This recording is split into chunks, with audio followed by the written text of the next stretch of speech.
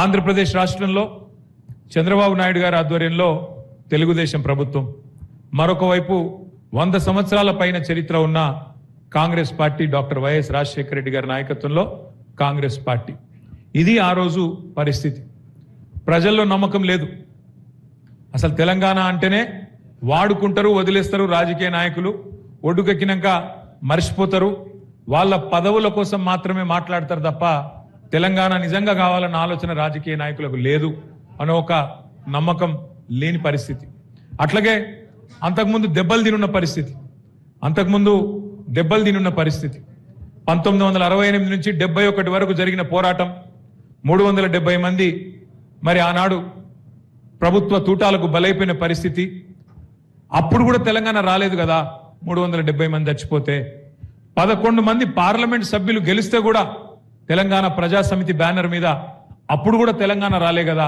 మరి ఇప్పుడు ఎట్లా వస్తుంది, ఇప్పుడు ఎట్లా సాధ్యమవుతుంది అనే ఒక పరిస్థితి.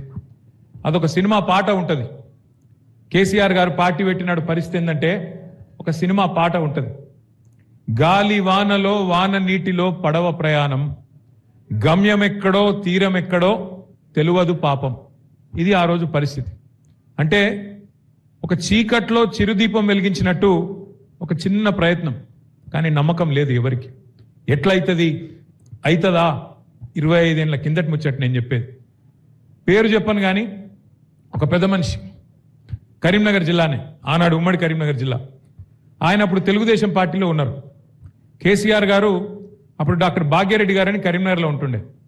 భాగ్యరెడ్డి గారికి చెప్పిండ్రు, నువ్వు ఫలానా పెద్ద మనిషిని తీసుకురా, మన పార్టీలో చేరితే బాగుంటుంది, ఆయన వల్ల లాభం అవుతుంది అని చెప్తే ఆ పెద్ద మనిషి దగ్గరికి భాగ్యరెడ్డి గారు పోయి మిమ్మల్ని సార్ రమ్మన్నారు, మీరు వస్తే బాగుంటుంది అని పిలిస్తే ఆ పెద్ద మనిషి అన్న మాట ఏంటంటే, కేసీఆర్ గారు మరి పార్టీ నడిపేంత శక్తి ఉందా ఆయనకు, మరి అంత ధైర్యం ఉన్నదా, మరి ఇవాళ రేపు రాజకీయాల్లో 4 పైసలు ఉంటేనే పని అవుతుంది, పైసలు ఉన్నాయా అని అడిగిండు ఆయన పెద్ద మనిషి. నువ్వు ఒక పని చేయి, నువ్వు వచ్చి కలువు కేసీఆర్ గారిని, కలిసినాక నువ్వు నిర్ణయం తీసుకో అని చెప్పిండు. ఎందుకు చెప్తా ఉన్నా ఈ మాట అంటే, ఒక విశ్వాసం లేమి, నమ్మకం లేదు. అవుతుందా, ఎట్లయితుంది, అయితే మంచిదే కానీ ఏమవుతుంది, ఎట్లయితుంది, ఇన్ని అనుమానాల మధ్యన ప్రయాణం ప్రారంభమైంది. మరి అక్కడి నుంచి ఇవాళ ఎక్కడి దాకా వచ్చినామో ఒక్కసారి దయచేసి ఆలోచన చేయండి. ఎన్ని ప్రతికూల శక్తులు, ఎన్ని ప్రతికూల పరిస్థితులు, వాటన్నిటినీ తట్టుకొని ఉమ్మడి ఆంధ్రప్రదేశ్లో ఈరోజు ఆంధ్ర తెలంగాణగా ఉన్న 2 రాష్ట్రాల్లో 2 ప్రాంతీయ పార్టీలు విజయవంతంగా 25 ఏళ్లు నిలబడ్డ పార్టీలు 2. ఒకటి ఎన్టీ రామారావు గారు స్థాపించిన తెలుగుదేశం పార్టీ 1982లో. ఆ 2వ పార్టీ మన నాయకుడు మన కోసం ఎగిరేసిన ఈ గులాబీ జెండా 25 ఏళ్ల కిందట. ఇవాళ మస్తుగా మాట్లాడచ్చు. ఇవాళ రేవంత్ రెడ్డి గారు కూడా తెలంగాణ ఉద్యమకారుల గురించి మాట్లాడచ్చు. మన మీదికి తుపాకీ తీసుకొని వచ్చిన రేవంత్ రెడ్డి కూడా మాట్లాడతాండి. ఇవాళ ఎక్కడికో రాలే కదా, కరీంనగర్కే వచ్చిండు కదా. ఆయన కూడా ఇవాళ తెలంగాణను ఆయనే సాధించినట్టు, ఆయననే పుట్టించినట్టు ఆయన కూడా మాట్లాడతాడు. మస్తు మంది మాట్లాడచ్చు. అంటారు చూడు డైలాగ్, సమయం టైం ఎట్లుంటుంది అంటే అప్పుడప్పుడు టైం బాగలేకపోతే వానపాము కూడా నాగుపాము లెక్క బుసలు కొడుతుంది.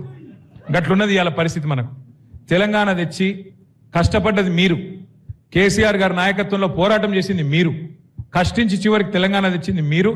కానీ ఆ వచ్చిన తెలంగాణ ఇవాళ మనం పాట పాడుకునే పరిస్థితి వచ్చింది. ఎవని పాలైందిరా తెలంగాణ అని చెప్పి ఇలా పాట పాడుకునే దుస్థితి వచ్చిన మాట వాస్తవం. కానీ బాధ ఏమీ లేదు. ఎందుకంటే ప్రజలకు కూడా కొన్ని విషయాలు, ఎందుకంటే అప్పుడప్పుడు కొన్ని జరుగుతాయి, నిర్ణయాలు అట్లా జరుగుతాయి, ఆ క్షణంలో కొన్ని జరుగుతుంటాయి. కానీ ఎప్పుడు తెలుస్తుంది అంటే అమ్మ విలువ కానీ అన్నం విలువ కానీ ఉన్నప్పుడు తెలియదు, లేనప్పుడే తెలుస్తుంది. ఇవాళ అదే పరిస్థితి తెలంగాణలో. ఎందుకంటే వాస్తవం నేను చెప్పేది మీకు కూడా తెలుసు. ఇవాళ పొద్దున మా మల్కపేట సింగిల్ విండో చైర్మన్ కదా దేవయ్య గారు, జవాజీ దేవయ్య గారు ఎక్కడున్నాడు? ఉన్నాడా లేడా? ఉన్నాడా? బయటికి ఉన్నావు దేవయ్య గారు. ఏదో నాకు మెసేజ్ పెడితే నేను ఫోన్ చేసిన, ఏం దేవనా ఏం సంగతి, వడ్లు కొన్నారా, జోకిన్రా, ఎట్లున్నది పరిస్థితి అంటే, లేదన్నా ఇంకా మా ఊళ్ళో ఇంకో 5-6 రోడ్ల వడ్లు ఇంకా అట్లే ఉన్నాయి అన్నాడు. అరే వానలు చాలైనాయి కదా ఇంకా జోకలేదా అంటే, ఏడ జోకుతాడు వీడు, జోకేటోడు కాదు, వీడు కొన్నాడు అని చెప్పి మాట్లాడుతున్నాడు. మరి నువ్వు అంటే పార్టీ మనిషి నువ్వు అంటున్నావు కానీ మిగతా రైతుల సంగతి ఏంది అని అడిగితే ఏం చెప్పిండంటే, అందరు ఆడ కూర్చున్న వాళ్ళు ఆడ తిట్టుకుంటారు సార్, ఎక్కడోళ్ళు అక్కడ మాట్లాడుతున్నారు, ఎక్కడోళ్ళు అక్కడ కడుపులో ఆవేశం ఉన్నది, కనుక మరి వేములవాడల కాంగ్రెస్ని గెలిపించినాం కదా ఏం చేయాలి, బయట వడలే కక్కలేక మింగలేక అన్నట్టు పరిస్థితున్న సార్ అన్నాడు. నేను ఒకటే మీ అందరితో ప్రార్థించేది, ఇవాళ మొత్తం రాష్ట్రంలో వీళ్ళు వాళ్ళు కాదు, ప్రతి ఒక్కరూ కుత ఉడికిపోతున్నారు. ఈ వర్గం ఆ వర్గం అని కాదు, అందరూ ఇబ్బందులనే ఉన్నారు. ఇంతకుముందు జీవన్ రెడ్డి గారు చాలా వివరంగా, ఒక రైతు బిడ్డ కాబట్టి, తెల్లారు లేస్తే రైతుల కళ్ళాలు తిరిగే మనిషి కాబట్టి చాలా సోదాహరణంగా వివరంగా చెప్పిండు ఎట్లా ఈ ప్రభుత్వం మోసం చేస్తున్నది, ఎట్లా దొడ్డు వడ్లకు బోనస్ అని చెప్పి సన్న వడ్లు అని చెప్పి మళ్ళీ ఇప్పుడు సన్నాయి నొక్కులు నొక్కుతున్నది. మరి అవన్నీ ఇస్తున్నాడా అంటే